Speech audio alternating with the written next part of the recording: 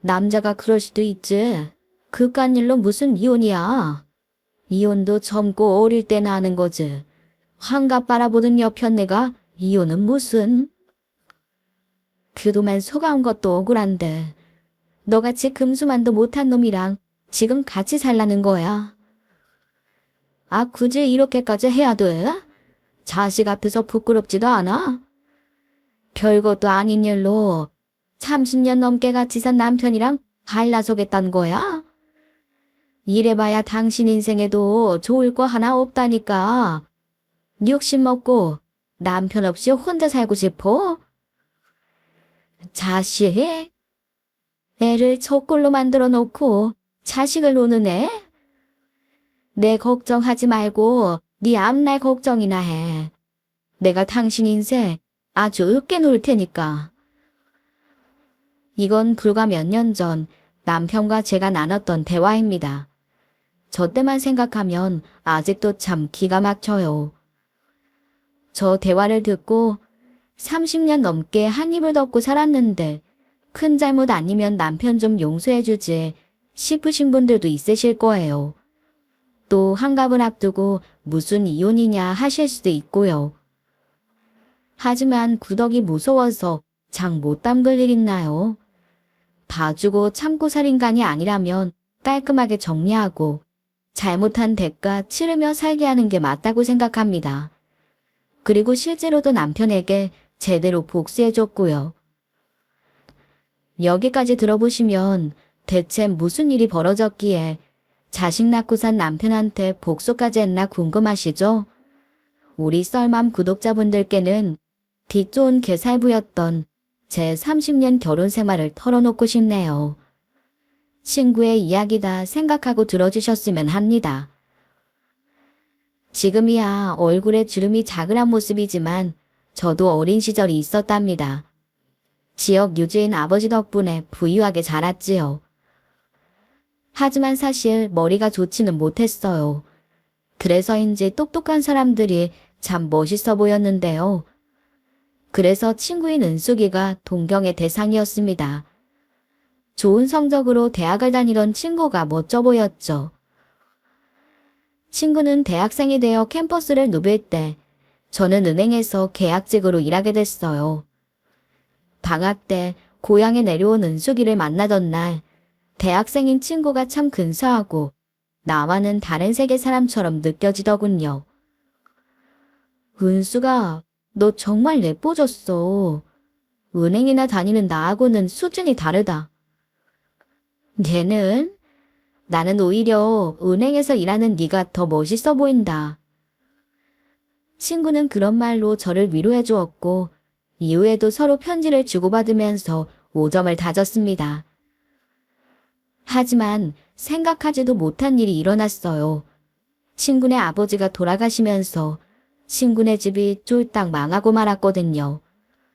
집도 이사를 가버리고 아예 친구와도 연락이 끊겼습니다. 그대로 은숙이는 제 과거 속의 친구가 되었지요. 시간은 흘러 20대 중반이 되었을 무렵 은행에서 한 남자를 만나게 되었어요. 계약직 은행원인 나와는 달리 대학을 나와 은행원이 된 사람이었는데요. 언젠가부터 서로 호감을 가지며 자연스럽게 교제를 시작했고 이후 양가 어른들의 축복 속에 결혼을 하게 되었습니다. 결혼하고 제 인생은 탄탄대로였어요. 남편과의 사이에서 아들 하나 딸 하나를 낳고 안정적인 결혼 생활을 했으니까요. 남편은 은행을 그만두고 처가 지원을 받아 사업을 시작했는데 금세 자리를 잡았어요. 그러니 뭐 인생에서 크게 고민하고 낙담할 일이 없는 줄로만 알았죠. 하지만 인생의 위기는 언제나 찾아오는 법이라고 하죠.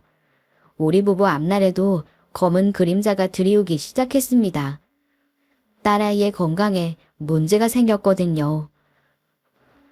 우리 딸은 어려서부터 기관지가 약했는데 곧 잘 회복되곤 했으니 콜록거리며 기침을 할 때도 금방 낫겠거니 생각했어요. 그런데 이만하면 낳아야 할 아이의 기침이 가시질 않고 호흡곤란 증세까지 오는 겁니다. 기침이 더 심해져 병원에 데려가니 의사 선생님이 그러시더군요. 조짐이 좋지 않으니 얼른 대학병원으로 가라고요. 그렇게 황급히 대학병원으로 가 딸아이가 천식이라는 말을 들었습니다. 하늘이 노래진다는 걸 그때 처음 느껴봤어요. 엄마가 되어 딸이 천식에 걸린 것도 몰랐는지 너무 후회스럽고 미안했네요. 우리 혜수 어떡해요? 이제 5살밖에 안 된 아이인데 천식이라니. 애가 앞으로 얼마나 힘들겠어.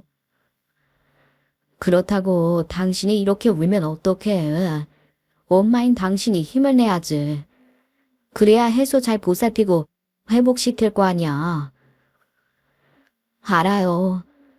나도 엄마인 내가 강해져야 하는 걸 알면서도 자꾸 눈물이 나. 그래도 우리 딸 앞으로 잘 이겨낼 거야. 우리가 잘 보살피면 큰 문제 없을 거고. 눈물 나고 속상하지만 우리 힘내자. 당신마저 이러면 나도 힘들단 말이야. 알겠어요. 내가 힘낼게. 내가 우리 혜수 꼭 건강하게 만들 거야. 남편의 위로를 받으며 저는 힘을 냈습니다. 그때부터 딸아이 간호에 온 힘을 쏟으며 지냈어요. 아이가 아프니 매일 가는 곳이 바로 병원이었어요. 당시 대학병원 진료를 받기 위해 문턱이 닳도록 다니곤 했었습니다. 그날도 아이 진료가 잡혀 있어 병원에 갔었어요. 화장실에 쓰기 위해 들어갔더니 청소 아주머니가 세면대를 닦고 계셨는데요. 그러다 물이 옆 사람에게 튀었는지 청소 아주머니를 향해 막 화를 내더군요. 이봐요. 눈을 어디다 두고 청소하는 거예요? 세면대 물 하나도 똑바로 못 닦아요. 나한테 다 튀겼잖아요. 제가 빨리 닦으려다 보니까 실수를 좀 했나 봐요. 정말 죄송합니다. 죄송하면 다야. 이게 얼마짜리 옷인데. 아줌마가 이거 물어낼 거예요. 그 여자는 쥐잡듯이 청소 아줌마를 잡았습니다. 뭐야, 왜 대답을 못해? 오늘 처음 입은 옷인데 속상해 진짜. 어디서 이런 무식한 청소 아줌마한테 잘못 걸려가지고. 옷 상하면 어쩔 거야 이거. 그 여자의 말을 듣는데 제가 다 화가 나더라고요. 물 하나 튀었다고 청소 아줌마를 무시하는 걸 참을 수 없어 제가 나섰습니다. 저기요, 청소하다가 그렇게 된 건데 그게 이렇게 화를 낼 일이에요? 뭐 얼마나 비싼 옷인진 모르겠지만 물방울 좀 튄 거 가지고 옷이 상할 정도가 되겠어요. 이 아줌만 또 뭐야? 당신이 뭔데 나서? 당신도 못 배운 청소 아줌마랑 한패야. 이봐요. 지금 누가 무식한 짓 하는지 몰라서 이래요? 병원에서 이렇게 큰 소리 내는 게 더 교양 없는 짓이에요. 별것도 아닌 일로 이게 뭐 하는 짓입니까? 제가 일침을 날리자 그 여자는 얼굴이 빨개져 황급히 화장실을 뛰쳐나갔습니다. 이제 상황이 끝난 것 같아 저도 밖으로 나가려는데 청소 아주머니가 저를 붙잡았어요. 저기, 방금은 정말 감사했습니다. 고맙습니다. 아니에요. 뭘 그런 걸 가지고 신경 쓰지 마세요. 그 말을 마치고 뒤돌아 나오려는데 청소 아주머니의 얼굴이 눈에 들어왔습니다. 어디서 많이 본 듯한 얼굴이었어요. 자세히 들여다보니 청소 아주머니는 다름 아닌 제 친구였습니다. 10년 전 연락이 끊긴 제 친구 은숙이요. 어머, 너 혹시 은숙이 아니니? 은숙이 맞지? 최은숙. 예, 나야 경혜. 나 못 알아보겠어? 오랜만이다. 잘 지냈지? 그럼, 내가 너 얼마나 보고 싶었는지 알아? 어쩜 이런 데서 다 만나니? 저희는 커피 한 잔을 마시며 그간의 이야기를 나눴습니다.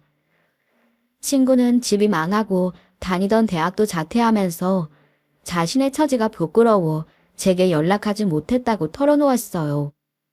그리고 자신이 왜 병원에서 청소 일을 하고 있는지도 고백했습니다. 애 아빠가 밥벌이도 안 하고 술만 마시는 놈이었대요. 그 사람과 이혼하고 자식 키우느라 이런 일을 한다며 씁쓸하게 웃더군요. 지금 내 신세 많이 한심하지?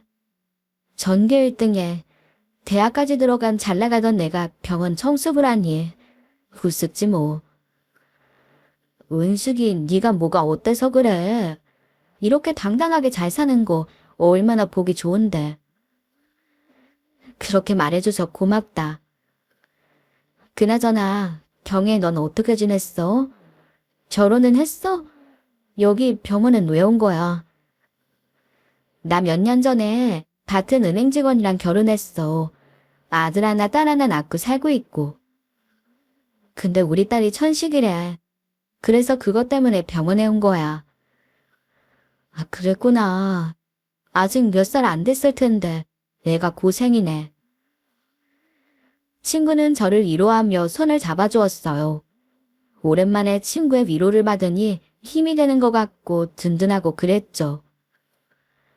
오랜만에 만난 친구니 그대로 헤어지기는 너무 아쉽더라고요.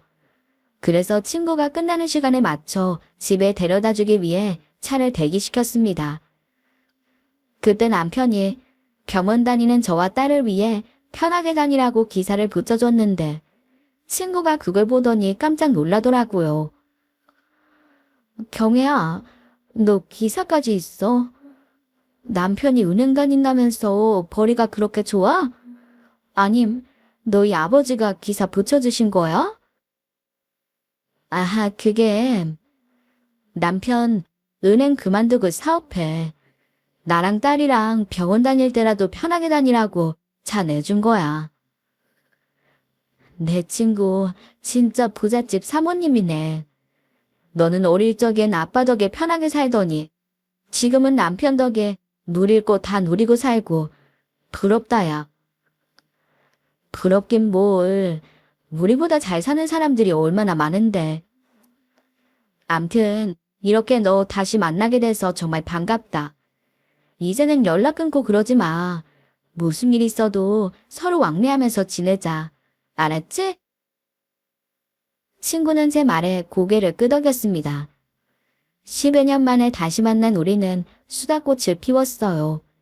둘도 없는 단짝을 다시 만나 정말 기뻤죠. 그때부터 저희는 다시 가까워졌습니다. 하지만 친구를 만날 때마다 친구의 형편이 마음에 걸렸어요. 우리가 다시 만났을 때 무시를 당하던 것도 생각나고 혼자 자식을 키우며 고생하며 사는 게 늘 안쓰러웠습니다. 그래서 한 번은 남편에게 친구 일자리를 부탁한 적이 있었어요. 그러나 남편은 거절하더군요. 당신 친구라고 자리를 막 만들어줄 수는 없다고요.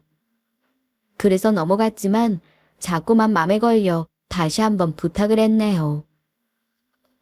여보, 내 친구 은숙이 말인데 당신 마음은 알지만 그래도 한 번만 다시 생각해주면 안 돼요? 병원 청소일하면서 아이 키우는 것도 너무 안쓰럽고 마음이 아파서 그래요. 나랑 제일 친한 친구인데 이해 좀 해줘요. 응? 아, 알겠어. 당신이 이렇게까지 부탁하는데 내가 더는 안 된다고 할 수가 없네. 자리 하나 마련해 놓을 테니까 다음 주부터 우리 회사로 출근하라고 해. 정말? 여보, 고마워요. 은숙이 똑똑한 애라 어떤 일이든 시켜만 주면 잘할 거예요. 그렇게 제 친구는 남편 회사에서 일을 시작했어요. 친구는 제 손을 꼭 잡으면서 네 덕에 이제야 일다운 일을 해본다고 고맙다며 눈물을 보였습니다. 제 제일 친한 친구를 위해 이렇게라도 도와줄 수 있어 기뻤지요. 그러면서 우리 우정은 더 돈독해졌어요. 마치 친자매 같았어요. 가끔 제가 아프기라도 하면 친구는 남편이나 아이들보다 저를 더 먼저 챙기곤 했었답니다. 게다가 친구 딸이 우리 딸이랑 동갑이라 함께하는 시간이 더 길어졌어요. 천식 때문에 몸이 약한 우리 딸이 또래 친구들과 잘 어울리지 못하는 것 같아 늘 마음이 쓰였는데 친구 딸인 보연이가 있어 든든했지요. 하지만 남편과 제 친구는 친해지지 못하고 대면대면하더군요. 남편은 회사 직원을 사적으로 보는 게 좀 불편하다고 했습니다. 그 말을 듣고 남편 마음을 이해해 이후로는 더 말을 하지 않았네요. 그 후 꽤 오랜 시간이 흘러 우리 딸은 어느새 고등학교 졸업을 앞둔 20살 숙녀가 되어 있었습니다. 그렇다고 딸의 천식 증세가 다 나은 건 아니었어요. 여전히 증상은 남아 있었죠. 그래도 네블라이저가 있으면 천식 증세가 잦아들어 얼마나 다행이었는지 모릅니다. 딸이 성인이 되고 저도 한숨 돌릴 수 있었지요. 취미생활도 하고 봉사도 하며 지내던 중 뜬금없는 한 통의 전화를 받게 되었어요. 남편이 교통사고를 당했다는 연락이었습니다. 너무 놀라 황급히 병원으로 달려갔는데 교통사고를 당한 채 남편 옆에 한 여자가 누워 있었어요. 그 여자는 다름 아닌 제 친구였습니다. 여보, 은수가 둘이 어떻게 된 거야? 애들 아빠 교통사고 당했대서 왔는데 왜 옆에 네가 누워 있어?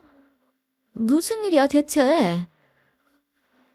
그냥 우리 둘이 차 타고 가다가 교통사고를 당한 것뿐이야. 둘이 차를 왜 같이 타요? 은숙이랑 따로 얘기도 잘 안 하면서 어떻게 같이 사고를 당해? 경혜야, 오해하지 마. 사장님이랑 나 진짜 그런 거 아니야. 일 때문에 같이 차를 타고 가다가 사고가 났어. 네가 생각하는 그런 사이 아니니까 안심해. 남편과 친구는 서둘러 제 오해를 풀어줬습니다. 사고당해 누워있는 사람들을 오해한 게 참 미안했어요. 미안한 마음에 열심히 두 사람을 돌보았고 두 사람 모두 크게 다치진 않아 빨리 회복했지요. 그리고 시간이 흘러 우리 딸이 26살이 되던 해 딸은 결혼을 약속한 남자친구가 있다면서 인사를 시키더라고요. 그저 우리 애가 건강하게 잘 자라주기만을 소원했는데 모탈하게 잘 큰 우리 딸이 결혼까지 앞두고 있다니 모든 게 꿈 같고 참 행복했습니다.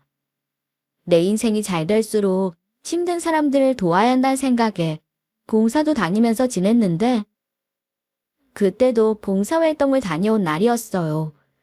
봉사를 마치고 집 현관문을 열었는데 안에서 딸아이와 남편이 원섬을 높이며 다투는 소리를 들었습니다. 어떻게 아빠가 그럴 수가 있어? 어떻게 그럴 수가 있냐고. 우리 아빠 맞아? 뭐라고 대꾸 좀 해봐. 딸은 지 아빠 앞에서 미친 듯이 소리를 지르고 있었고 남편은 아무 말 없이 고개를 숙이고 있었습니다. 그 광경을 보고 너무 놀라 그 둘에게 달려갔어요. 혜수야, 너 왜 그래? 너 누가 아빠한테 그렇게 소리를 질러? 얼른 아빠한테 잘못했다고 사과해. 싫어. 엄마는 무슨 일인지 알지도 못하잖아. 지금 잘못을 누가 했는데. 딸은 제게도 소리를 지르며 밖으로 뛰쳐나가더군요. 처음 보는 딸의 모습에 얼마나 놀랐는지 모릅니다. 지금까지 부녀 사이가 워낙 좋아 이런 모습을 본 적이 없었거든요. 몇 시간 뒤 딸이 들어왔지만 서로에게 눈길조차 주지 않았어요. 왜 싸웠냐 이유를 물어봐도 둘 모두 묵묵부답이고 가운데서 저 혼자만 답답해 미칠 지경이었죠. 도저히 안 되겠어서 남편에게 재차 물어봤어요. 혜수 아빠, 대체 애랑 무슨 일이 있었던 거예요? 생전 안 싸우던 부녀가 싸웠으면 이유가 있을 거 아냐.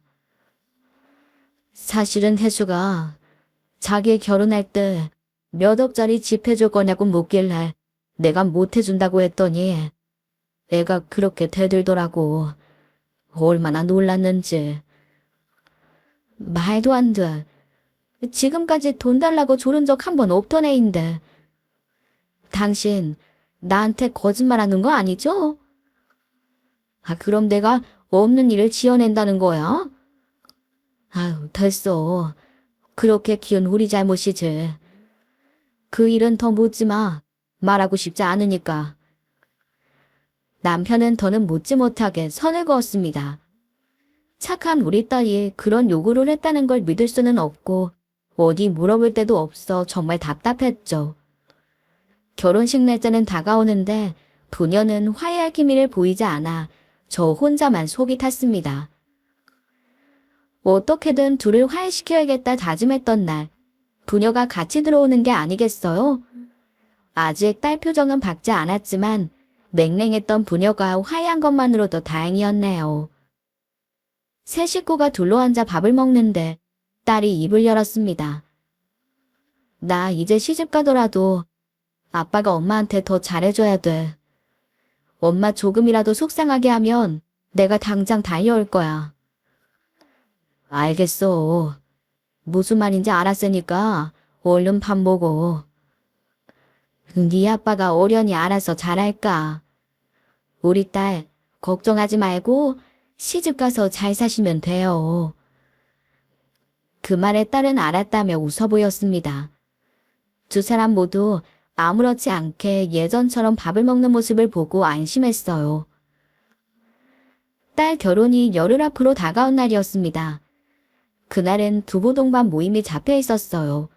딸 청첩장도 주고 겸사겸사 사람들도 만나기로 했죠. 하지만 남편은 급한 회사 일이 생겨 함께 가지 못했어요. 아쉬웠지만 저 혼자라도 참석해 숙소에서 혼자 잠을 청했습니다. 피곤했는지 깊게 잠들었는데 휴대폰 벨소리가 들려왔어요. 전화를 건 사람은 남편이었습니다. 당신 무슨 일이에요? 지금 시간이 몇 시인데 무슨 일이 있어요? 그게 큰일 났어 여보. 우리 혜수가 쓰러졌어. 지금 병원이야. 얼른 와.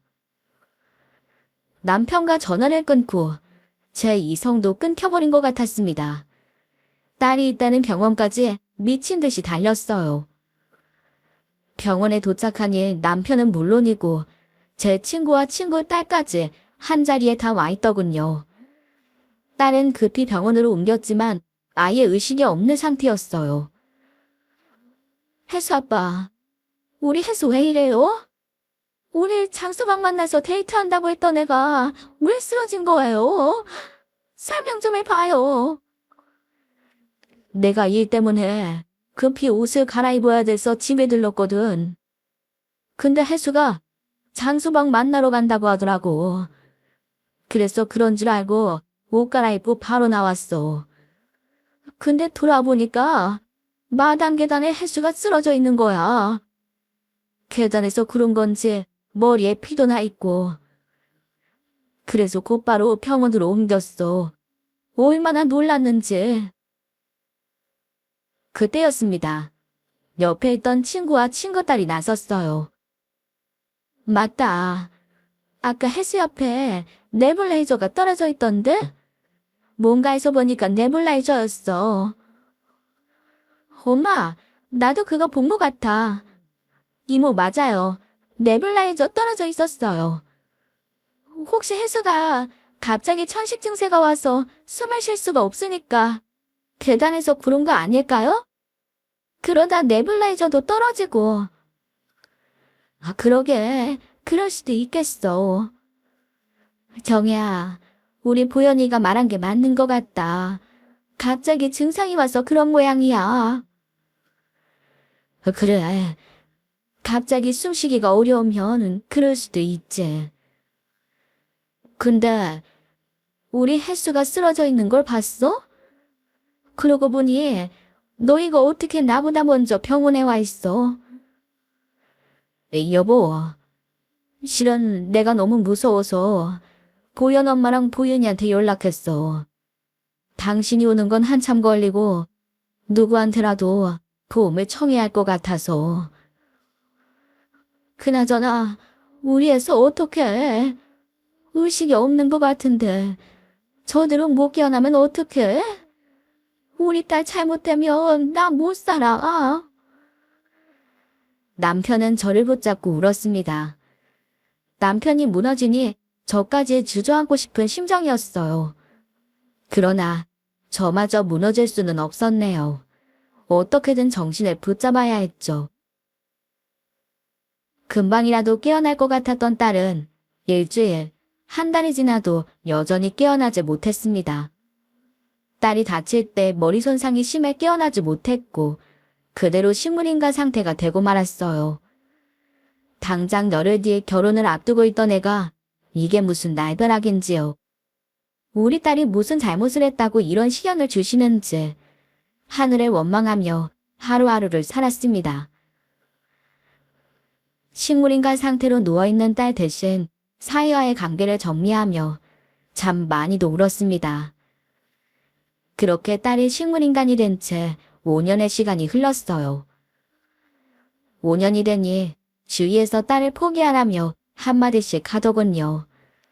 심지어 남편과 친구까지 저를 설득했어요. 혜수 이렇게 된 것도 벌써 5년이야. 이미 죽은 거나 다름없다고. 그러니까 이제 혜수 보내주자. 당신 할 만큼 했어. 그래 경혜야. 이건 네 남편 말이 맞아. 식물인간으로 누워있는 거 혜수한테도 못할 짓이야. 그러니까 이제 좋은 데로 보내주는 게. 당신이나 은숙이 너나 그런 소리 할 거면 당장 나가. 어떻게 부모가 자식을 포기해? 몇십 년을 누워있어도 내 자식이면 포기하지 말아야지. 당신 혜수 아빠 맞아? 어떻게 혜수를 보내주자는 말을 해? 은숙이 너도 그래. 너도 자식 있는 엄마면서 네 일 아니라고 막말하는 거야? 경혜야, 나는 내일이라고 해도 가망이 없으면 자식 보내줄 거야. 너도 생각해봐. 벌써 5년인데 그 정도면 보내줄 줄도 알아야지. 그래, 너는 이성적이고 똑똑해서 그럴 수 있을지 몰라도 나는 절대로 못해. 우리 딸 절대 포기 못하니까 그런 줄 알아. 남편도 모자라 믿었던 친구마저 그런 말을 하니 큰 상처를 입었습니다. 그런데 엎친 데 덮친 격으로 병원에서도 가망이 없으니 다른 곳으로 옮기라고 하더라고요. 그날 밤 슬픔에 펑펑 눈물을 쏟으며 미동도 없는 딸의 손을 꼭 붙잡았습니다. 그러다 저도 모르게 잠이 들었나 봐요. 한참을 자고 있는데 제 손이 가려운 게 느껴졌어요. 그래서 눈을 뜬 순간 너무나도 놀라 뒤로 나자빠질 뻔했습니다. 제 손을 간지럽힌 건 꿈도 아니었고 벌레도 아니었습니다. 바로 침대에 누워있던 제 딸이었어요. 제 딸은 눈을 깜빡이면서 자기 손으로 제 손을 만지작거리고 있던 겁니다. 혜수야, 엄마야, 내 딸 정신이 들어? 엄마 알아보겠어? 딸은 대답하려는 듯 했지만 맘처럼 목소리가 나오지 않는 것 같았어요. 대신 제 눈을 마주쳤습니다. 잠깐만 기다려. 내가 의사 선생님 불러올 테니까 잠깐만 기다리고 있어. 딸의 상태를 살핀 의료진은 딸이 식물인간 상태에서 깨어났다고 알려줬어요. 드디어 5년간 간절히 바라고 바라던 일이 일어난 겁니다. 딸이 의식을 되찾자마자 한 맺혔던 눈물을 쏟아냈습니다.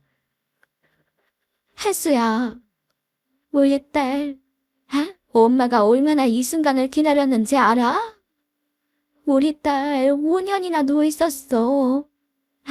엄마가 우리 혜수 깨어나게 해달라고 얼마나 기도했는데.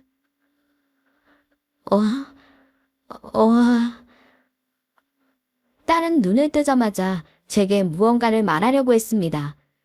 하지만 5년간 식물인간이었으니 말이 또박또박 나올 리가 없었지요. 괜찮아.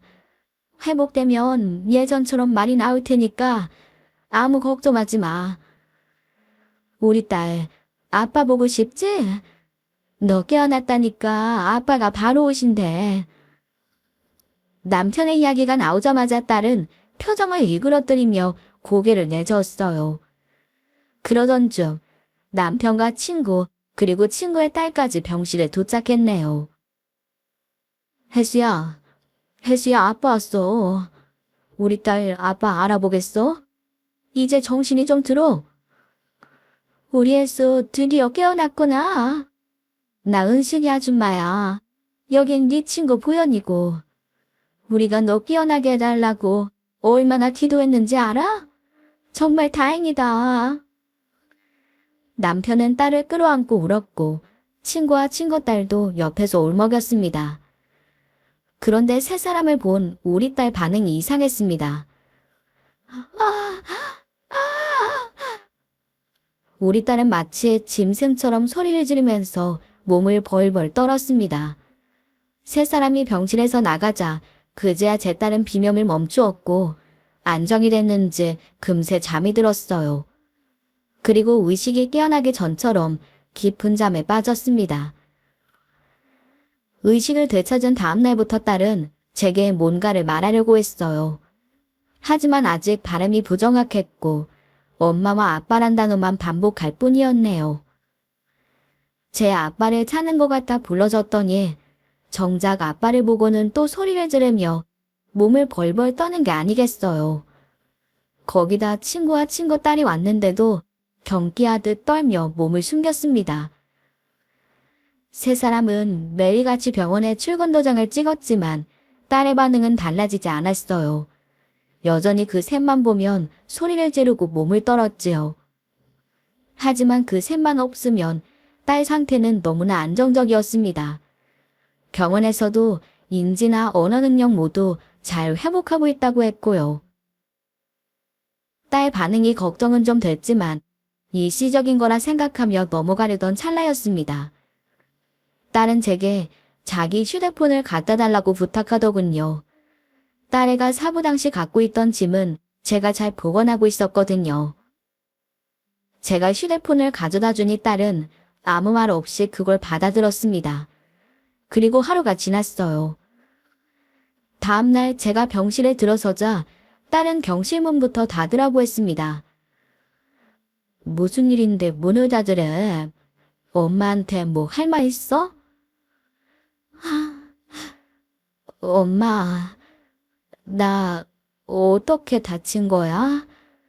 어디서 다쳤는지 엄마 알아?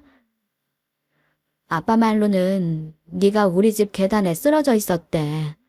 네블라이저도 옆에 떨어져 있고. 근데 그건 왜 물어? 그때였습니다. 딸이 갑자기 다급하게 제 손을 잡았습니다. 엄마, 아빠한테서 당장 도망쳐. 엄마 도망쳐야 돼. 무슨 말이야 그게? 혜수야 왜 그래? 너 어디 아파? 딸은 강하게 고개를 내저었습니다. 그리고는 아주 조심스럽게 딸이 사부를 당한 그날 밤 일을 제게 털어놓았어요. 엄마, 나 그쯤 아빠랑 싸웠던 거 기억나지? 왜 싸웠는지 알아? 기억나지? 아빠가 그러는데 너 신혼집 해달라고 했다면서? 너 진짜 그랬어? 딸은 또 한 번 세게 고개를 저었습니다. 아빠 말 다 거짓말이야. 내가 아빠랑 싸운 이유는 그게 뭔데 그래? 왜 아빠가 거짓말을 했다는 거야? 엄마 놀라지 마. 아빠랑 싸웠던 날 내가 집에 일찍 들어갔거든. 근데 아빠가 은숙이 아줌마랑 같이 있는 걸 봤어. 그게 왜?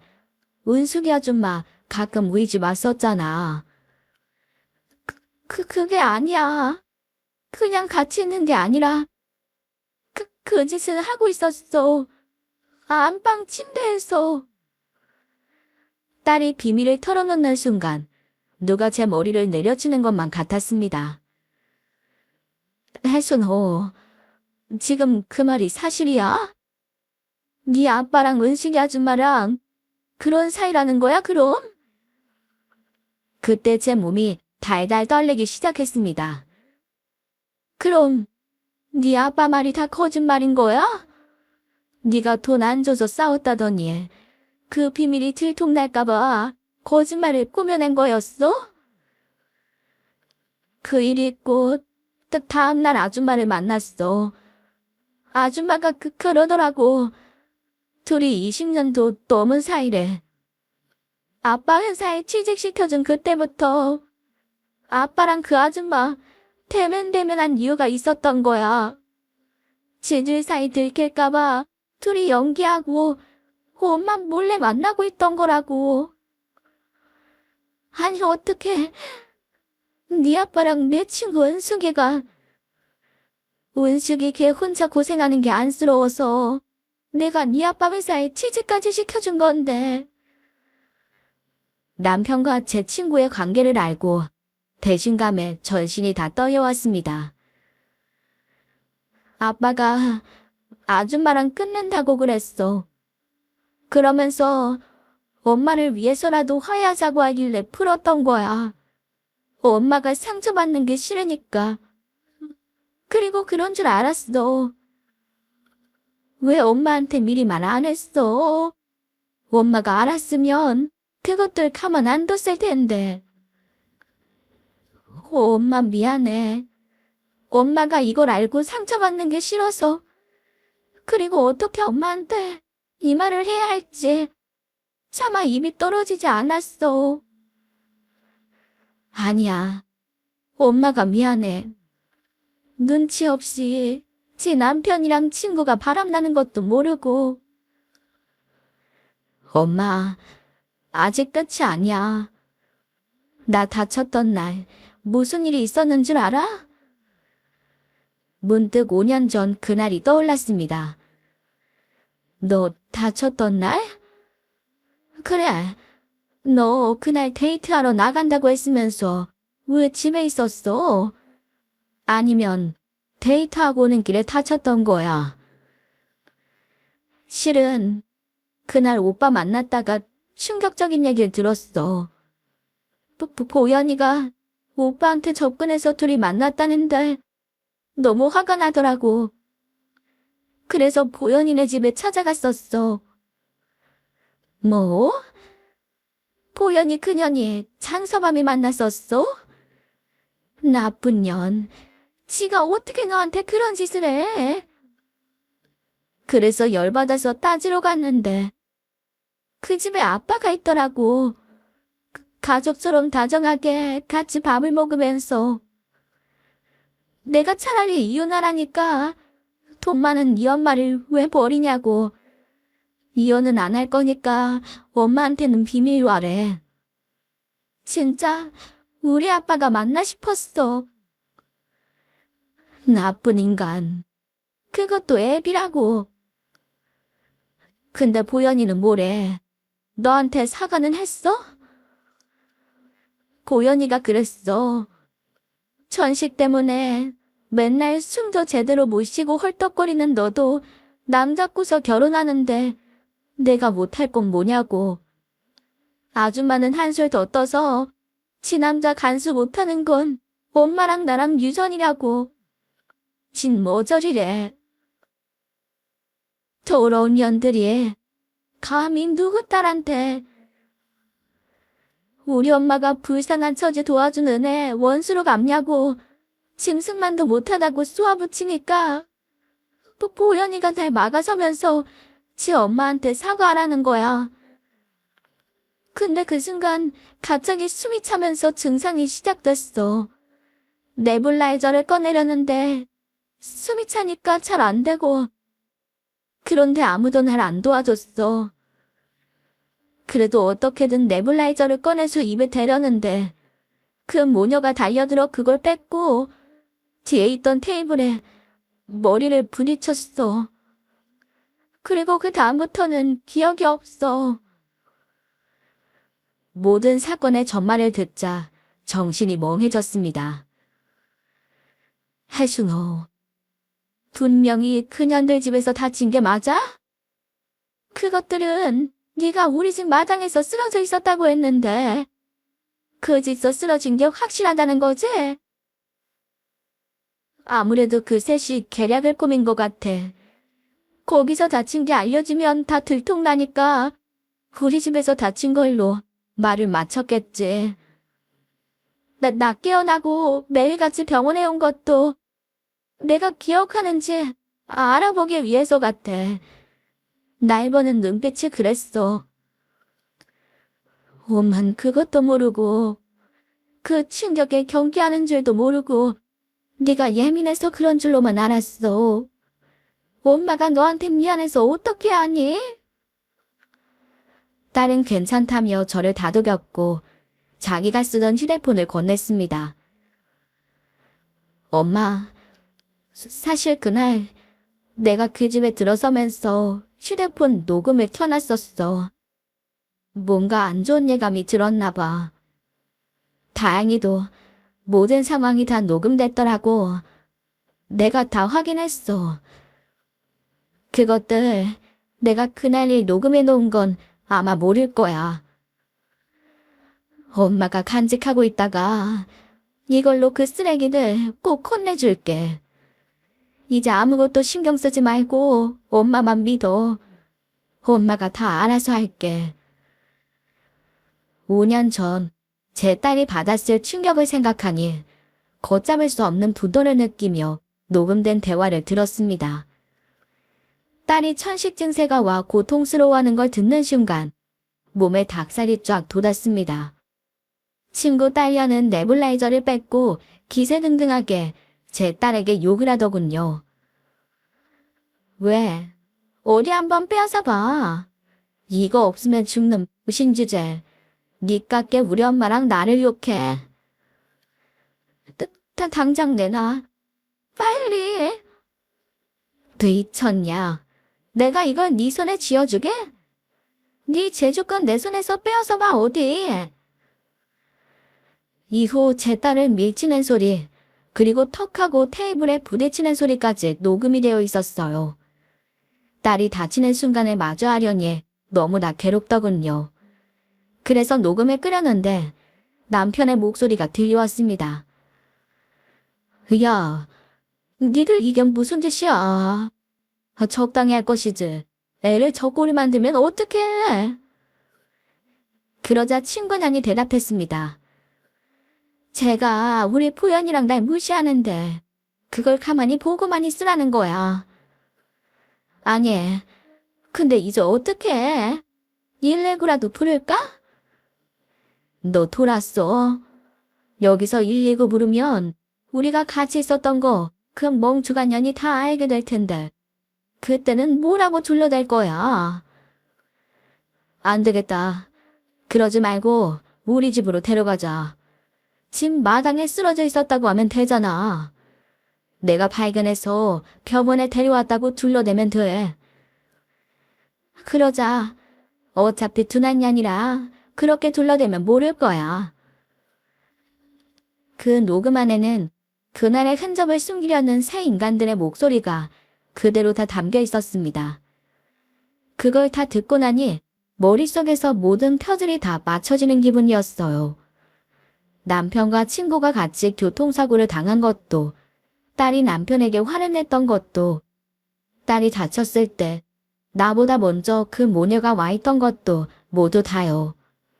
그때서야 모든 이유를 알게 된 거였죠. 저는 배신감에 밤새 잠을 이루지 못했습니다. 30년을 넘게 믿고 살았던 남편이 다른 여자도 아니고 제 친구와 그러고 있을 줄은 몰랐습니다. 친구도 마찬가지였어요. 졸지에 가장 믿었던 두 사람에게 모두 배신을 당한 거예요.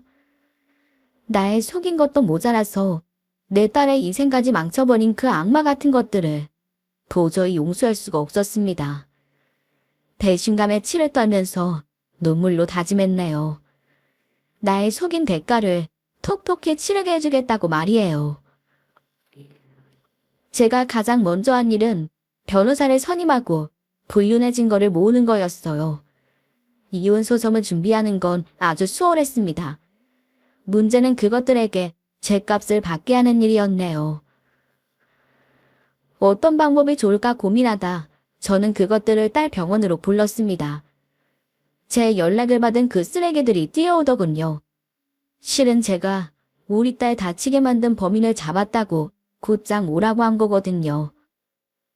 뻔뻔한 면상을 들이밀며 헐레벌떡 달려오는 꼴을 보는데 당장 뺨을 올려붙이고 싶은 걸 간신히 참았습니다. 여보, 어떻게 된 거야? 혜수 다치게 만든 사람을 찾았다니. 그게 누구야? 응? 그래, 경혜야. 범인이 따로 있었어? 혜수가 천실 때문에 쓰러진 게 아니고? 그러게. 아줌마, 범인이 대체 누군데요? 빨리 말씀 좀 해주세요. 뭘 궁금해하고 그래? 범인들 여기 있잖아. 니들이 우리 혜수 식물인간 만든 쓰레기들이잖아. 당신 그게 무슨 소리야? 지금 나랑 은숙 씨 그리고 보현이를 의심하는 거야. 그러자 지켜보던 딸이 나섰습니다. 지금 내가 깨어났는데도 거짓말하려는 거야? 아빠, 이제 제발 좀 솔직해져봐. 이제 다 끝났다고. 혜수 너 엄마한테 무슨 말을 한 거야? 아니, 당신이야말로 혜수 쟤한테 무슨 말을 듣고 이래. 쟤 5년씩이나 식물인간으로 누워있던 애야. 아직 정신도 온전치 않은 애 말을 믿는 거야? 그러게요. 경혜야, 너 어떻게 혜수 말만 듣고 이러니? 우리 보고 어떻게 범인이라고 해? 그래, 이걸 듣고도 니들이 발뺌할 수 있는지 한번 보자. 저는 그들의 뻔뻔한 태도에 화를 떼며 그것들 앞에서 딸이 녹음한 내용을 들려줬습니다. 그러니 그제야 쓰레기된 앞빛이 사색으로 변하더군요. 5년 전 니들이 한 짓 들으니까 어때? 창창한 내 딸 인생 니들이 망쳐놓고 어디서 뻔뻔하게 거짓말을 해? 니들만 아니었어도 우리 혜수 그렇게 될 일 없었어. 여보, 그러니까 그게 나도 저 땐 어쩔 수 없었어. 당신이 알까봐 무서웠다고. 다 당신 사랑해서 그런 거야. 하, 사랑. 어디서 헛소리 짓거려. 날 사랑하는 놈이 20년 넘게 바람을 피우고 그것도 마누라 친구랑. 최은수, 니년도 똑같아. 불쌍해서 걷어주고 일자리까지 만들어줬더니 내 남편을 꼬셔? 네가 그러고도 인간이냐? 그래, 내가 그랬다. 그거 다 너 때문이야. 니년 꼴 보기 싫어서 그랬다고. 나보다 공부도 못했던 년이 어릴 땐 아빠 덕에 은행 들어가고 나중엔 좋은 남자 만나 사모님 대접받으면서 잘 사는 게 배 아파서 그랬다 왜? 야, 내가 못마땅하다고 남의 남편한테 꼬리치는 게 사람이 할 짓이냐? 하긴 엄마가 저러니 딸도 그 모양이지. 네가 뭔데 우리 포연이를 욕해? 우리 포연이가 어디가 어때서? 맨날 지 힘으로는 숨도 못 쉬어서 비밀대는 네 딸년보다 낫지. 이게 어디서 뚫린 입이라고? 너무 화가 난 순간 친구년의 뺨을 때렸습니다. 뺨을 맞은 친구가 제게 달려들려는 순간 갑자기 남편이 막아섰어요. 둘 다 당장 그만둬. 혜수 엄마, 당신이 원하는 게 뭐야? 사과라면 까짓 건 내가 해줄게. 사과할 테니까 이제 그만해. 나 너랑 갈라서고 니들 천벌받게 할 거야. 내가 원하는 건 그거라고. 누구 마음대로 이혼이야. 이 나이 먹고 무슨 이혼을 해. 내가 잘못했다니까. 더 큰 죄 지은 사람도 용서하며 사는 세상이야. 그리고 헬스도 깨어났는데 뭐가 문제야. 골치 아프게 하지 말고 그냥 덮고 살아. 아주 헛소리가 수준급이네. 네가 더 나쁜 놈이야. 네 딸이 쓰러졌는데 아빠가 돼서 불륜 될게 걱정만 해. 넌 헬스 애비가 아니야. 너 같은 놈은 지옥불에 떨어져 봐야 돼. 저는 곧장 경찰에 신고 전화를 했어요. 제 행동에 당황한 남편은 전화를 빼앗았습니다. 야, 이깟 일로 경찰을 부르냐? 우리 둘이 해결해 보자니까. 이게 진짜. 남편이 제게 손찌검을 하려는 그때였습니다. 경찰들이 도착해 제게 손을 올려 보이는 남편을 그 자리에서 연행하기 시작하더군요.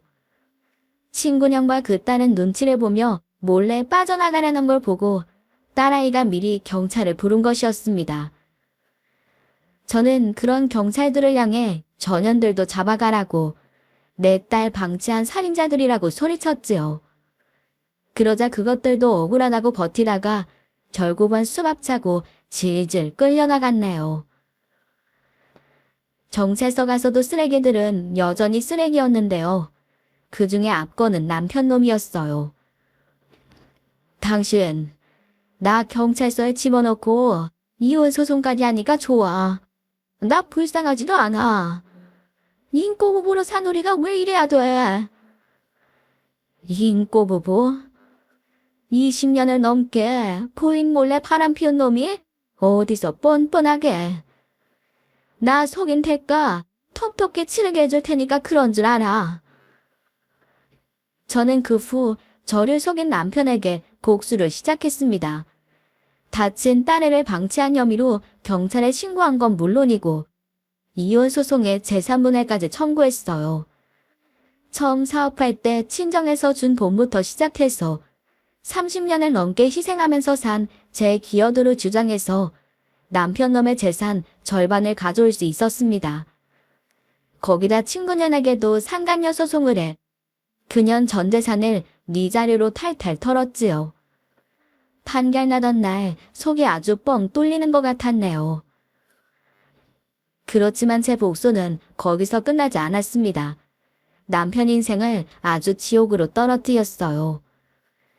긴 세월 길을 쓰고 감춰왔던 불륜남이라는 정체를 까발렸더니 오랜 거래처들도 남편을 손절한 모양이더군요. 아마 대표인 제 남편 얼굴도 회사 직원인 친구 얼굴도 아는 거래처들이 많이 껄끄러웠겠죠. 회사는 결국 부도나고 그년과도 헤어져 지금은 어디 산속에 숨어 산다고 합니다. 꽃다운 나이에 식물인간을 산 제 딸은 다행스럽게도 빠르게 호전되었습니다. 태어나고 5년 만에 집에 오던 날 우리 모녀 부둥켜 안고 울었지요. 엄마, 나 이렇게 회복된 거 다 엄마 덕분이에요. 알죠? 엄마가 날 포기하지 않아서 내가 살 수 있었던 거야. 아니야. 우리 딸 없었으면 엄마 지금도 바보처럼 속고만 살았을 텐데. 우리 딸이 엄마 인생 살린 거야. 정말 고마워. 우리 모녀는 그렇게 서로에 대한 마음을 표현했습니다. 그 뒤로 몇 년이 흐른 지금 딸애는 30대 중반이 되었습니다. 그 사이 좋은 남자를 만나 결혼식을 올리고 얼마 전에는 한 아이의 엄마까지 됐어요. 이제는 지난 날 우리를 아프게 한 상처는 다 잊고 우리 모녀 인생 무르르듯 편안하게 펼쳐졌으면 하는 바람이 있습니다. 힘들었던 만큼 우리 모녀 인생 더 행복해질 수 있겠지요? 앞으로 남은 우리 모녀의 인생을 응원해 주시길 바라면서 제 사연은 이쯤에서 마칠까 합니다. 제 이야기 들어주신 모든 분들께 진심으로 감사드려요. 두루 켜만하시고 건강하시길 소망합니다.